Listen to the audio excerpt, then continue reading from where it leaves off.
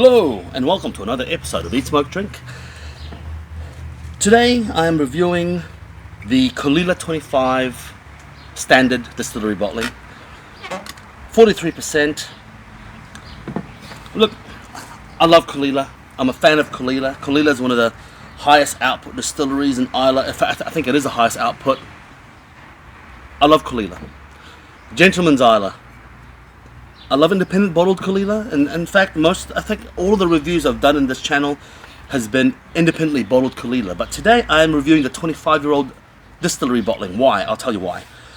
When distilleries release an old quarter century and above bottling of their whiskey, they can't fuck around. They can't afford to take the piss and produce something crap. It has to be good, because if it's not, that makes them chumps and it ruins their reputation, so they have to put their best foot forward. So today I am wanting to take you through and be curious with the Caol Ila 25 distillery bottling. I have reviewed many Caol Ilas in this channel before, old Caol Ilas that are independently bottled cask strength, and this is the first, I think from memory, this is the first Caol Ila non-independently bottled I'm reviewing here. But let me take you through it and let's get nosing.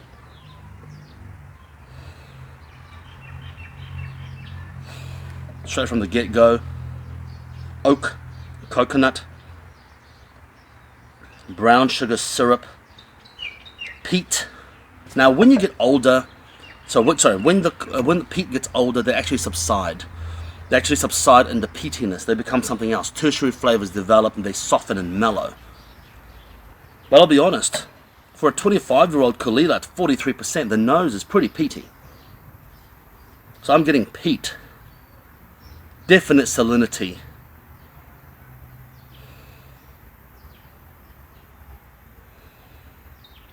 Aragonite. Wet aragonite. I remember that because wet aragonite, I used to have fish tanks with wet aragonite, okay, and it helps stabilize the water pH. And when you're cleaning the tank and you're handling aragonite, you've got that smell. I just clearly embedded it in my mind, and it definitely smells like wet aragonite.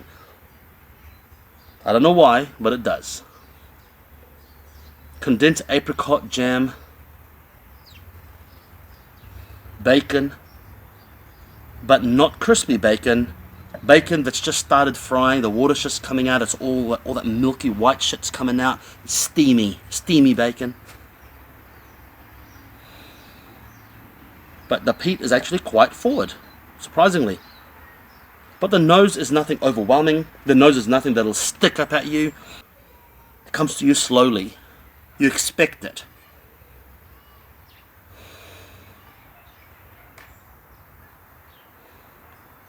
A little bit of iodine, but not too heavy. But the peat is very forward. And baby talc. Oak is actually quite forward, surprisingly. I get a bit of oak. I'm presuming that this is predominantly, if not all, bourbon. Let's have a look. Don't know. Doesn't say. Doesn't say. I don't really care, but I'll be curious. Let's get sipping.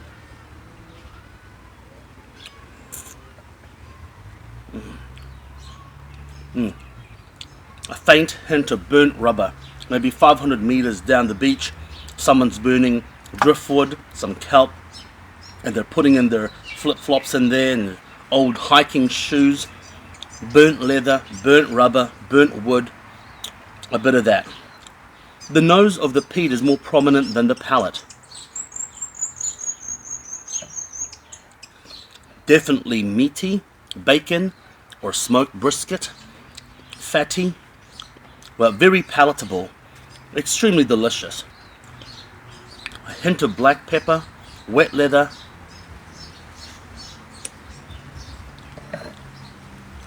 cloves, fresh ginger, slight tang and bitterness of lemon rind and lemon pith.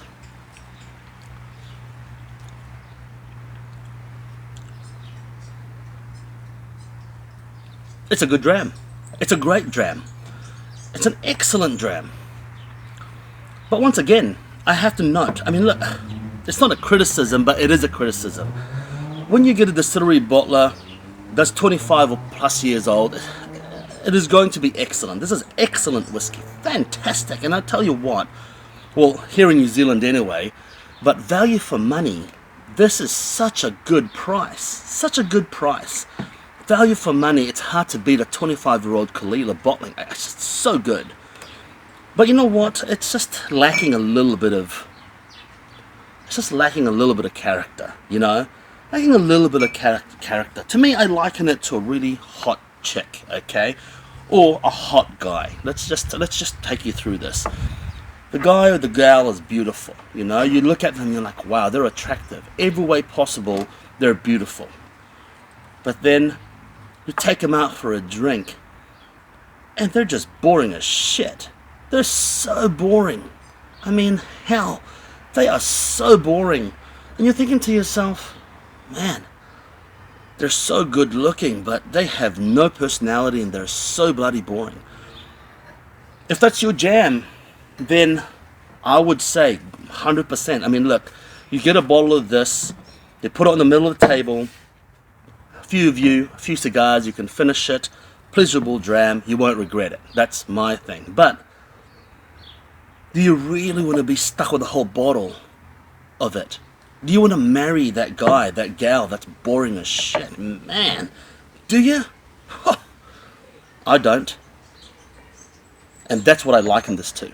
No edge, no character, and almost all distillery bottlings where they get to about quarter century, they tend to do that.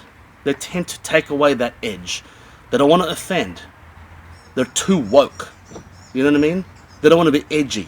You know, they're like like Amy Schumer. She thinks she's funny, but she's not. You know, you want Louis C.K. You want Louis C.K. You know, he's a little rough. You know, he's done a few things that you go, ooh, I wouldn't do that. But you know what? Hey, whatever. That's what you want. That's what I want. And I think this thing is just boring as hell. Just boring as hell. But delicious as hell. So, you know, can't really complain, but yeah, you can complain. First world problems. First world problems. Cigar pairings, you can pair any cigar you want. This is soft enough, but yet delicious enough that it'll complement most cigars. Anything too strong will of course drown it, but it will still complement it because of the smoke portion and the sweetness. But my criticism is, look, I mean, don't be greedy now, Caol Ila, Diageo. It's like 43%. I mean, come on. 46. Give us 46, and I tell you what, if you make this 46%, it would elevate it, I would say 50% goodness. 46. Why, you say? Alcohol is the glue of flavor. If you dilute it too much, then you end up spreading out the flavor between molecules and between your palate. If you make it 46, it just gives you that little edge, that little bit more edge that will give you that extra prime. And then I would say this will bring it from an excellent bottle to a superb bottle. Superb bottle. But, hey, like I said, first world problems. 25-year-old Scotch, fantastic. Yes, it's great. A tad boring. So you got to ask yourself, do you want that boring date, or do you want someone exciting, you know, that will give you a good conversation?